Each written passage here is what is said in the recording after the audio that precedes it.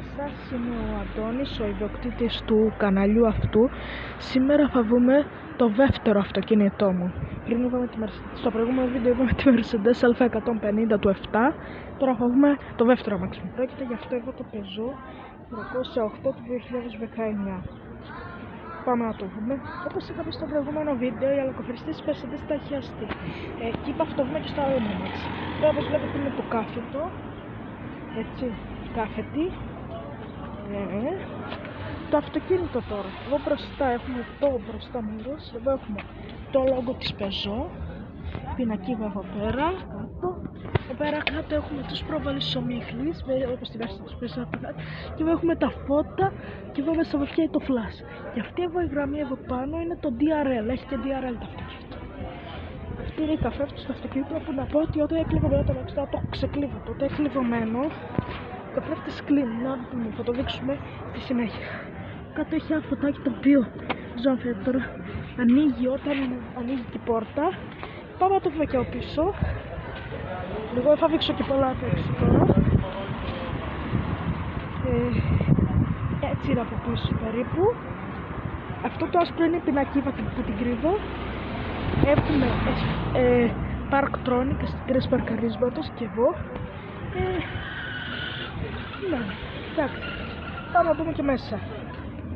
Λοιπόν, αυτό είναι το κλειδί του αυτοκινήτου. Ξεκλείδω και αυτό θα το κουμπί, θα το δείξουμε σε λίγο τι κάνει. Και είναι φυσικό κλειδί.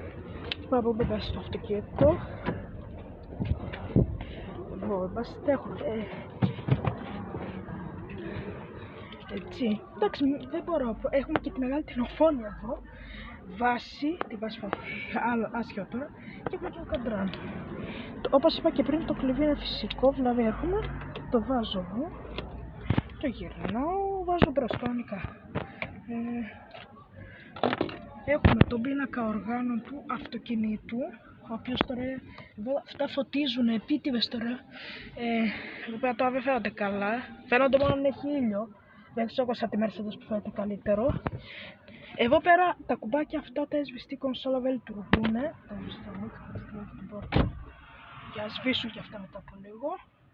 Έχουμε εδώ το κουμπί του κεντρικού κλειδώματος, το πατάς έτσι. Κλειδώνει. Σε κλειδώνει. Το ξεφάπουμε μπρος πίσω. Τα alarm. Το πατάς. Έτσι. Και ο ανακυκλώμενος αέρας. Από εδώ άμα το πατήσω έτσι. Ανοίγει η κονσόλα ή κλείνει, ανάλογα πως θα το πατήσω. Άμα είναι σβηστό αλλιώς, γίνεται διαφορετικά. Τα πεντάλ του αυτοκίνητου θα δείξω μία. Συμπλέκτης φρένο γκάζι. Χειροκίνητο βεβαίως. Εξατάχυτο. Έχουμε τον ντεμπέλι μας εδώ, ο οποίος έχει και αποθηκευτικό χώρο, αλλά το οποίο τώρα μπορώ να το ανοίξω για κάποιο λόγο. Είναι λίγο δύσκολο να ανοίξει και λόγω του ότι κρατώ την κάμερα με δυσκολεύει. Και να πω κάτι τώρα, εδώ είναι καταπληκτικό αυτό. Να σας δείξω. Εδώ πέρα γράφει, όπως θα δείτε, εδώ πέρα έχω βάλει βερματίνη εγώ στο κάθισμα. Δεν είναι βερματίνη. Όπως βλέπετε, οι άνθρωποι κατάφεραν να βγάλουν και το σήμα της Peugeot εδώ πέρα. Καταπληκτικό αυτό για τους ανθρώπους. Πάμε και πίσω. Πάμε. Μπήκαμε και μέσα στο αυτοκίνητο. Αυτό είναι το εσωτερικό. Έχουμε ένα καλό τεβέλ εδώ, ένα χώρο εδώ που καταλήγει πίσω στο front bagage. Έχουμε τα κουμπιά των παραφύρων εδώ πέρα, έτσι και έτσι. Έχουμε ένα χώρο εδώ μέσα, από αυτό το σημείο. Να, και έτσι φαίνεται το αυτοκίνητο. Και πάνω, εδώ έχουμε πλαφονιέρα. Πάμε να δούμε και το πορτμπαγκάζ Πάμε μπαγκάζ. Αυτό είναι το εσωτερικό. Έχουμε ένα χώρο εδώ κάτι. Βαφή όπως βλέπετε, station wagon. Και έχουμε τη εντεζέρα. Δείτε η εντεζέρα κάτι ωραίο. Εντάξει. Και δείτε τι το ωραίο, αυτό γίνεται στα σύγχρονα και στα μαξιά. Εδώ έχουμε το φανάρι. Δείτε, το φανάρι, ένα σημείο είναι πάνω στο πορτμπαγκάζ. Οπότε όταν πας να σηκώσεις το πορτμπαγκάζ, σηκώνεται και το φανάρι μαζί. Κάτσε να σας δείξω και κάτι άλλο που είναι μέσα στο αυτοκίνητο. Έχουμε η πλαφονιέρα εδώ, όπα κόλλησε. Η πλαφονιέρα εδώ που έχουμε, η οφωνίτσα εδώ, η πλαφονιέρα μας, το σως κουμπί και αυτό με το πεζό που είναι κάτι για το οποίο δεν κατάλαβα ακριβώς. Έχουμε σκαΐδια τα οποία είναι και φωτιζόμενα, μου επιτρέπει εδώ μπροστά μου.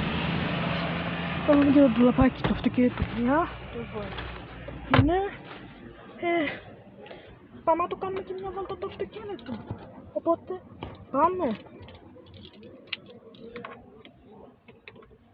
Πάμε.